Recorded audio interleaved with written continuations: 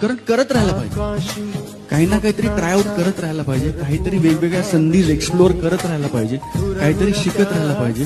कारण येणारा काळ हा फक्त त्या लोकांना लक्षात ठेवेल जे लोकांनी रिस्क घेतली. मला असं वाटतं येणारा काळ फक्त सेफ राहायचा नाही, रिस्क आणि कॅल्क्युलेट